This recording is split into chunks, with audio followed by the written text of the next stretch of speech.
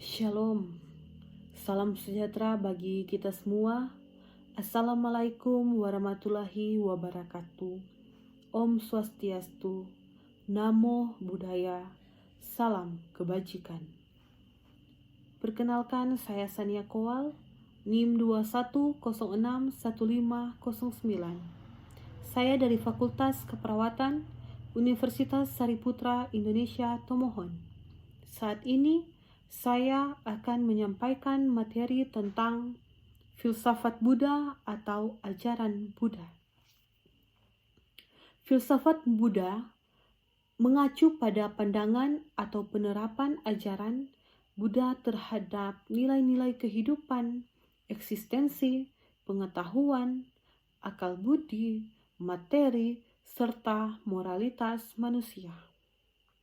Semasa hidupnya, Buddha Gautama secara personal tidak pernah mendokumentasikan apa yang ia ajarkan dalam bentuk tulisan, sehingga filsafat Buddha dibangun berdasarkan rekonstruksi yang dilakukan terhadap ajaran-ajaran Buddha yang berkembang dalam aliran-aliran Buddha pasca wafatnya beliau.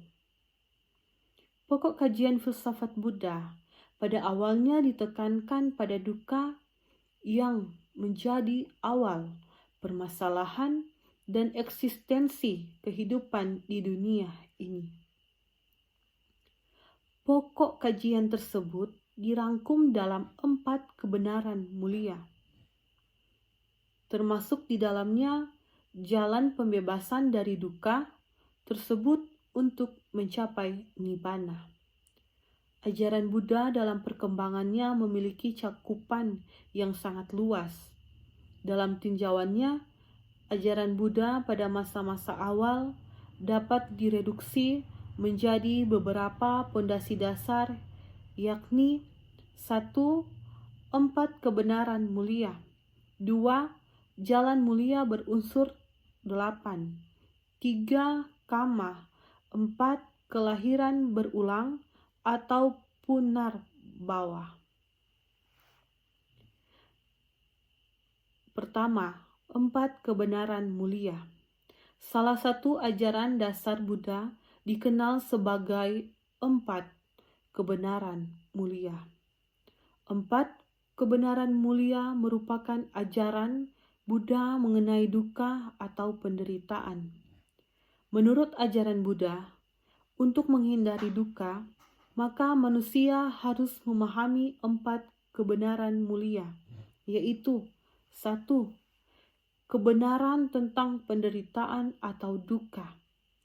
Dukkha meliputi 5 proses atau aspek yang dialami manusia di dunia, yaitu kelahiran, proses penuaan, hingga kematian. Kesedihan serta keputusasaan disatukan dengan yang tidak dicintai, perpisahan dengan yang dicintai, dan tidak memperoleh yang diinginkan. Kelima hal yang melekat pada diri manusia tersebut adalah dukkha. 2. Kebenaran tentang asal mula penderitaan atau samudaya. Setiap penderitaan di dunia ini menurut ajaran Buddha memiliki sebab.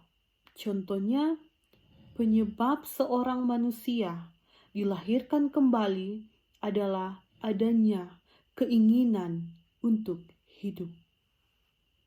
Sumber dari dukkha atau penderitaan menurut ajaran Buddha adalah tanha, yaitu nafsu keinginan yang tidak ada habis-habisnya. Nafsu ini dibagi terwujud dalam 3 bentuk yang disebut sebagai 3 akar kejahatan, yang di dalamnya terdapat keserakahan, kebodohan, dan kebencian. 3.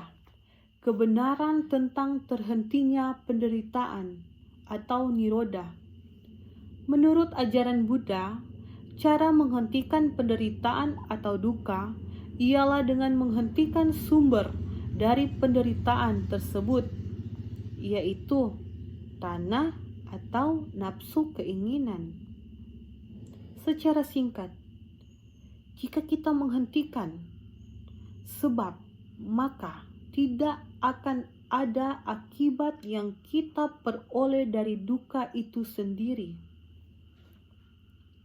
Setelah terbebas dari duka, maka kita akan menuju nirvana, ketiadaan yang abadi. 4. Kebenaran tentang jalan menuju terhentinya penderitaan atau magga. Jalan ini dinamakan jalan tengah atau jalan mulia berunsur 8. 2. Jalan mulia berunsur 8. Jalan mulia berunsur 8 merupakan jalan penghentian duka yang juga termasuk dalam kebenaran keempat dari 4 kebenaran mulia. 8 jalan ini dapat dikelompokkan dalam 3 aspek, yakni kebijaksanaan, terdiri dari pengertian benar dan pikiran benar. Kemoralan, terdiri dari ucapan benar, perbuatan benar, dan pencaharian benar. Konsentrasi, terdiri dari daya upaya benar, perhatian benar, dan konsentrasi benar. 3. Kama. Kama atau karma dalam bahasa Sanskerta secara harfiah berarti perbuatan atau suatu aksi. Istilah ini merujuk fenomena bahwa setiap aksi atau perbuatan pastilah membawa konsekuensi.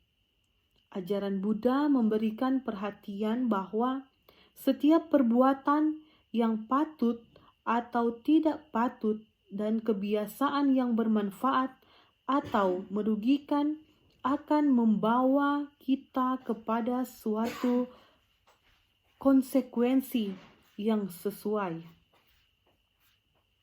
Kama menempatkan individu sebagai penanggungnya. Suatu individu akan menerima baik buruknya konsekuensi dari perbuatannya, entah saat ini, di masa depan, atau di kehidupan berikutnya. 4. Kelahiran kembali atau punarbhava. Kelahiran kembali merupakan suatu proses menjadi ada atau eksis atau lahir kembali dari suatu makhluk hidup di kehidupan mendatang setelah ia meninggal atau mati. Proses ini berkaitan dari kama atau perbuatannya suatu individu pada kehidupan lampau. Terjadinya kelahiran kembali pada suatu makhluk mengindikasikan bahwa makhluk tersebut masih memiliki keterikatan duniawi. Ajaran Buddha mengajarkan untuk menghindari kelahiran kembali melalui jalan mulia berunsur 8. Itulah materi tentang filsafat Buddha. Terima kasih. Namo Buddhaya dan Sabe Sata Bhavantu Sukhitata. Semoga makhluk hidup berbahagia.